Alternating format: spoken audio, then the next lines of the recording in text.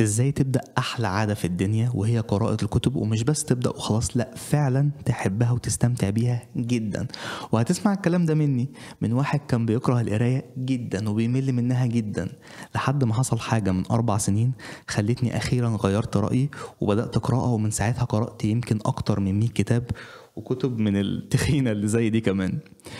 والعادة دي لوحدها غيرت مسار حياتي بالكامل. الكلام اللي هقوله دلوقتي عمرك ما هتسمعه في اي حتة تانية، لاني مش هصدعك كتير بفوائد القراية اللي انت غالبا عارفها، ولا هقولك النصايح التقليدية المعروفة بتاعت ابدأ بصفحة في اليوم والكلام ده، لا خالص. انا هحكي لك تجربة فشلي مع القراية، ليه كنت بكرهها جدا، وحتى لو بدأت في رواية أو كتاب بزهق وما بعرفش أكمله. وهقول لك الحاجة اللي غيرتني التغيير الجذري ده وحولتني تماما من واحد بيكره القراية لواحد بيعشق القراية. وأوعدك إن الحاجة دي هتنور لمبة حلوة قوي في دماغك، وهتغير نظرتك خالص عن القراية. فلو دي أول مرة تشوفني، ازيك؟ أنا اسمي هاني، بشتغل مهندس معماري. وأنا يا سيدي كنت بكره القراية جدا. ليه؟ اول حاجه كده عشان القرايه ممله جدا، وخصوصا لحد زي عمره ما قرأ كتاب واحد قبل كده، فهي حاجه ممله بشكل رزل. ومع اني بسمع من الناس اللي بتقرأ كتب ان القرايه دي ممتعه جدا وكده، ومش بقول ان هم غلط يعني، لكن مش هنضحك على بعض برضه. بص حواليك كده، اي حاجه موجوده حوالينا ممتعه اكتر من القرايه. المسلسلات الحلوه ممتعه اكتر من القرايه، الالعاب والفيديو جيمز والبلاي ستيشن، السوشيال ميديا، كل الحاجات دي امتع واسهل من القرايه. ودي تاخدني لتاني سبب لكره القرايه، وهي ان القرايه صعبه وبتاخد وقت كتير، وانا اصلا مش فاضي وبذاكر كتير جدا. انا قلت لك اني كنت بكره القرايه لكني بعشق المذاكره لو هكلمك بصراحه. بس الدراسه والمذاكره بتاع المدرسه والجامعه دي حاجه، والقرايه دي حاجه تانية خالص. انا كنت بذاكر لساعات طويله جدا، لكني عمري ما اقرا كتاب عن حاجات تهمني زي الفلوس او الصحه او الدين او الفلسفه او الاقتصاد او حتى روايه، ولا اقرا اي حاجه بره المراجع الهندسيه اللي بذاكرها. فانا اصلا واحد بذاكر كتير جدا او بشتغل كتير او في اي حاجه بعملها في حياتي وخلاص، اما اجي اخد راحه او بريك همسك كتاب واقعد اقراه؟ لا. طب ما العب ماتشين فيفا على البلاي ستيشن، او اتفرج على فيلم حلو هتبسط اكتر، او اسكرول على الانستجرام شويه. انا دي الطريقه اللي كنت بفكر بيها. فالخلاصة كده ان نظرتي اصلا عن القراية كانت غلط، زي اي حد ما قرأش كتاب قبل كده. المفروض تبقى ممتعة، لا مملة ورزل. المفروض تبقى سهلة، لا صعبة وبتاخد وقت كتير. طب دي نظرتي الغلط، ايه بقى الصح؟ انا عارف انك غالبا سمعت عن ان عادة القراءة دي من افيد العادات في الدنيا وعادة الناجحين وكده، بس يمكن مش واصل لك الموضوع اثر واصل لحد فين، او ما شفتوش بعينيك قبل كده في ناس حقيقية حواليك تعرفهم بشكل شخصي، مش ناس على النت وخلاص. وهنا بقى هقولك الحاجة اللي غيرتني وخلتني احب القراية بعد ما كنت بكرهها. خلال حياتي المهنية القصيرة جدا جدا، يعني أنا لسه في العشرينات، لكن ربنا أنعم عليا إني اشتغلت في شركات كبيرة وتعاملت مع شركات كبيرة بعد ما اتخرجت.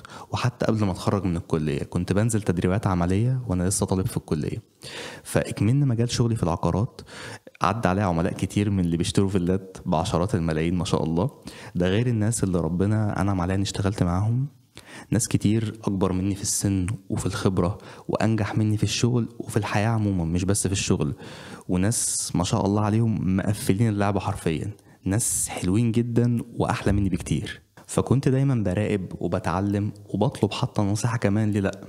والحاجة اللي لاحظتها وكانت بجد غريبة بالنسبة لي، إن كل الناس دي، الناس الناجحة الجامدة جدا دي، كلهم باختلاف عاداتهم، منهم اللي بيصحى بدري ومنهم اللي بيصحى متأخر، اللي بيلعب رياضة واللي ما بيلعبش، اللي بيشرب سجاير واللي ما بيشربش، لكن كلهم بلا استثناء حرفيا بيقرأوا الكتب، وبيقرأوا لساعات طويلة كمان.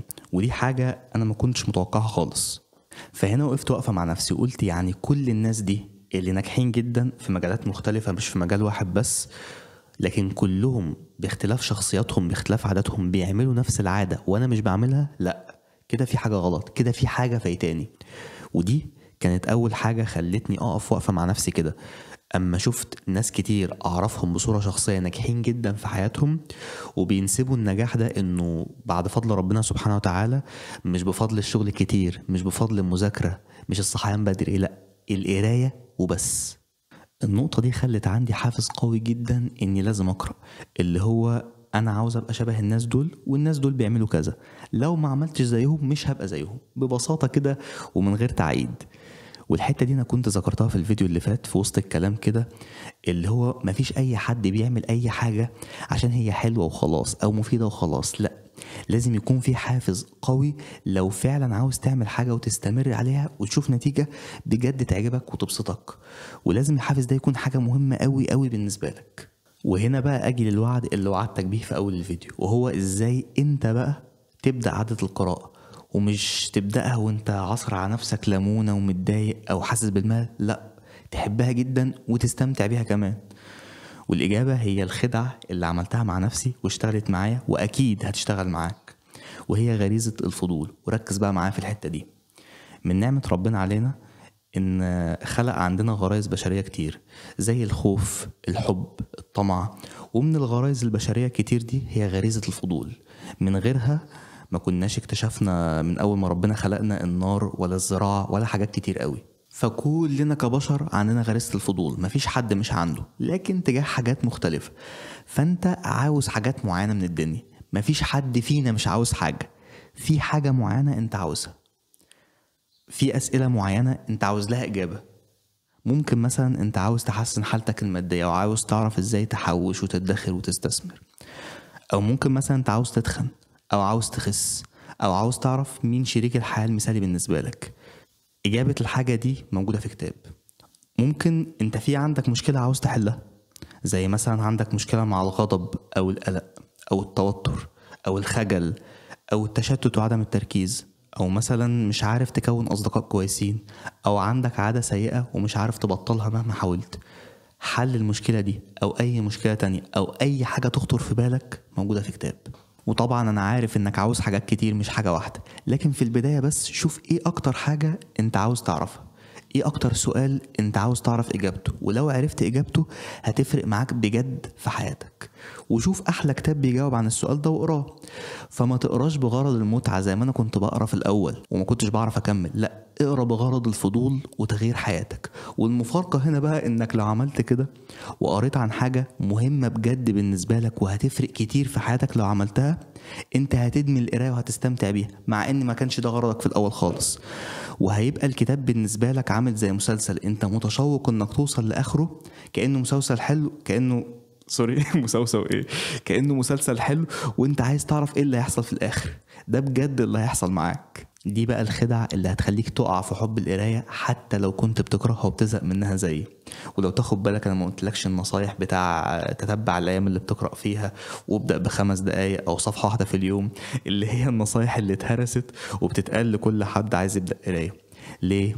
لانك لو عملت اللي قلت لك عليه ده وبدلت فكرتك عن القرايه، انت مش هتبقى مشكلتك انك مش عارف تستمر، انت مش هتبقى عارف توقف قرايه اصلا. وهيجي عليك ايام بتقرا بالساعتين والتلاتة عادي خالص. انا عارف هنا هيبدا الكلام يبقى غريب بالنسبه لك او تحس اني ببالغ. بقى انا عمري ما قرات كتاب قبل كده وانت تقول لي هقرا بالساعات في اليوم الواحد، هقول لك لو عرفت بجد انت عاوز ايه وحياتك واقفه على ايه، وأدركت وصدقت إنك عمرك ما هتلاقي الحاجة دي في فيديو يوتيوب ولا فيديوهات ملخصات الكتب أو كل الهبل ده، ومش هتلاقيه غير في الكتاب. لو بجد كنت عاوز الحاجة دي وحياتك واقفة عليها، انت هتاكل الكتاب أكل حتى لو عمرك ما مسكت كتاب قبل كده. طب هديك مثال حلو قوي جاي على بالي دلوقتي وأنا بكلمك. لو جبنا واحد عايش جوه سجن وادينا له سوشيال ميديا ويوتيوب ومسليات ومشتتات كتير، وادينا له مع الحاجات دي كتاب، وقلنا له لو انت بجد مخنوق من السجن ده وعاوز تطلع منه، الحل مش موجود في فيديوهات اليوتيوب اللي بتلخص لك الكتاب ولا في بوستات الفيسبوك اللي بتقول لك ازاي تطلع من السجن. الحل مش موجود غير في الكتاب ده وبس. وهو صدق ده وأدركه وصدقه جدا، ودي حتة مهمة. تفتكر هيعمل ايه؟ قول لي هيعمل ايه؟ هياكل الكتاب أكل حتى لو عمره ما مسك كتاب قبل كده. الفضول والاحتياج والغرائز البشرية جواك لو اتوجهت في اتجاه مظبوط بطريقة تفكير صح، فده ببساطة كل اللي انت محتاجه. يعني مثلا انا عمري ما حطيت تارجت لنفسي ان هقرأ كتابين في الشهر ولا ما اعرفش كام كتاب في السنة، لان ببساطة ده في رأيي ملوش اي لازمة. لو غيرت طريقة تفكيرك زي ما قلت لك وايقنت ان الحل لمشكلتك مش موجود غير في الكتاب، مش موجود في فيديوهات ملخصات الكتب ولا فيديوهات اليوتيوب ولا في بوستات الفيسبوك، وسلمت الحقيقة دي لانها فعلا حقيقة، فقدر النهم اللي انت هتقرأ بيه هيساوي قدر استعجالك وجديتك لحل المشكلة اللي انت عاوز تحلها. كلمتك الفيديو اللي فات عن الفرق بين الأسس والنصايح، واختصارا كده الأساس أو البرنسبل هو الفكرة الأهم والأساسية اللي بتغير تغيير جذري. أما النصايح فهي شوية حاجات بتساعد شوية بس بعد ما الأساس يبقى موجود.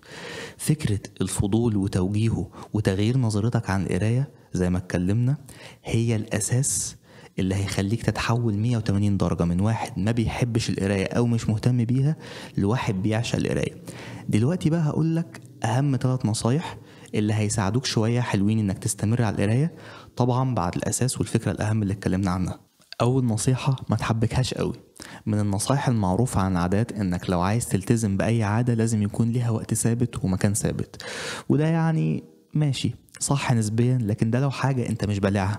لكن لو انت بتقرأ عن حاجة انت عاوزها جدا وعندك فضول ناحيتها وحاببها، انت هتقرأ في اي وقت عادي، فما تحبكهاش قوي. يعني ممكن تقرأ في البريك اما تاخد بريك، او في المواصلات، او قبل ما تنام شوية، مش لازم يعني كل يوم من الساعة 6 للساعة 7. تاني نصيحة المشتتات والسوشيال ميديا. زي ما الاشعارات والنوتيفيكيشنز بتاع فيسبوك وانستجرام وتويتر بتمنعك انك تخوض محادثة طويلة مع واحد صاحبك او مع حد من اهلك من غير ما تبص للموبايل كل 5 دقايق اما يعمل صوت، نفس الصوت ده هيمنعك انك تذاكر لفترة طويلة او تقرأ لفترة طويلة او تركز عموما مع اي شيء ليه قيمة. فقبل ما تقرأ اقفل النت وابعد الموبايل شوية عشان تدي لنفسك فرصة انك تنغمس في الكتاب وتتشرب الافكار بتاعته وتديله فرصة انه يغير حياتك. تالت نصيحة مش لازم تكمل كل كتاب لآخره. لو كتاب ما لقيتش انه بيديك الحاجة اللي انت عاوزها وبيديك كلام تحفيزي اهبل ملوش اي قيمة، او مش بيديك خطوات عملية، او بيغير لك فكرك، او بيديك اي قيمة حقيقية ملموسة، ما تكملش الكتاب لآخره وشوف كتاب تاني بيتكلم عن نفس الموضوع بس يكون احلى منه. وبالمناسبة نسبة كبيرة جدا من الكتب المشهورة هي كتب عبيطة وملهاش أي قيمة، زي كتاب فن اللامبالاة مثلا. فاقرأ الكتاب اللي يفيدك انت ويديك اللي انت عايزه حتى لو كتاب مش مشهور. انا احلى كتب قرأتها وفادتني في حياتي هي كتب مش مشهورة وما سمعتش تقريبا يوتيوبر واحد بيجيب سيرتها. بشكرك انك سمعت لحد الاخر، لكن هطلب منك حاجة اخيرة اهم من كل اللي قلته دلوقتي. بعد الفيديو ده اقفل اليوتيوب، ما تسمعش لأي فيديو تاني ولا حتى ليه، واقعد مع نفسك 10 دقايق بس اسأل نفسك فيهم السؤال المهم: انت عاوز ايه؟ ما احنا اتفقنا خلاص انك عاوز حاجة ومفيش حد مش عاوز حاجة. ايه بقى الحاجة اللي انت بجد عاوزها؟ ايه اكبر مشكلة عندك عاوز تحلها؟ اقعد مع نفسك حبة حلوين، على الاقل 10 دقايق. دي حاجة للأسف ما بقيناش نعملها كتير في عصر السوشيال ميديا ومشتتات الكتير اللي حوالينا، او يمكن ما بقيناش نعملها خالص. وصدقني لو قعدت مع نفسك ال10 دقايق دول هيبقوا افيد من اي فيديو ممكن تشوفه دلوقتي، وافيد حتى كمان من الفيديو ده. واما توصل لحاجة هي اكتر مشكلة عندك عاوز تلاقي لها حل، دور على جوجل عن الكتب اللي بتتكلم عن الحاجة دي، واختار اي كتاب يعجبك منهم وتعالى قول لي عليه في الكومنتات، لاني عاوز اعرف بصراحة انت مهتم بايه، ولو حاجة عجبتني هقرأها انا كمان معاك.